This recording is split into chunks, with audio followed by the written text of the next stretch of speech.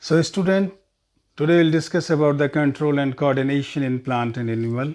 First of all, you have to know about the stimulus. The changes in the environment to which living organisms respond are called stimuli. For example, heat, cold, sound, smell, taste, touch, pressure, gravity, water, etc. These all are stimuli. You can see at your screen. Living organisms respond to stimuli in the form of body movement. If the stimulus is dangerous, living organism may run off from there. Pain, we feel pain due to stimulus.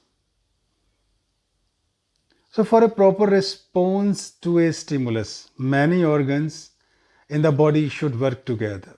The working together of various organs in an organism to produce a proper response to a stimulus is called coordination. So that is what? Coordination. In animals, control and coordination is done by the nervous system and endocrine system, that is hormones. While in plants, control and coordination is done by chemical substances.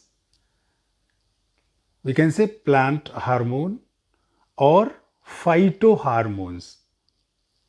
Plants also have hormones like plants. They are called phytohormones. There are some receptors and their types.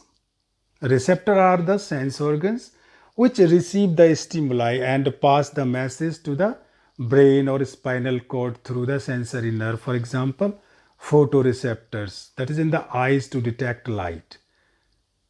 Phonoreceptors in the ears to detect sound. Olfactory receptor in the nose to detect smell. Gustatory receptor in the tongue to detect taste.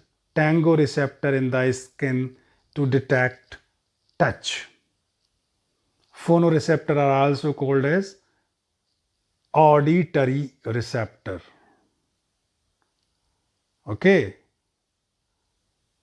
So now the nerve cell, most important in this lesson. Only this can sense everything present in every receptor, also called neuron. It is the structural and functional unit of the nervous system. You can see it has a cell body called cytosol containing a nucleus and cytoplasm. It has several branches, a structure called dendrite, you can see at your screen. It has a long nerve fiber called axon, which is covered by protective covering called myelin sheath. A number of neurons are situated in our brain. These nerve cells form the synapse with other nerve or muscles. You can say neuromuscular junction. The junction between two neurons is called synapse. The junction between muscle and neuron is called neuromuscular junction.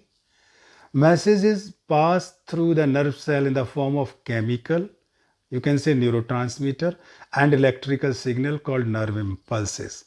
The dendrite receives the information and starts a chemical reaction which produces electrical impulse which passes through the axon to other nerve.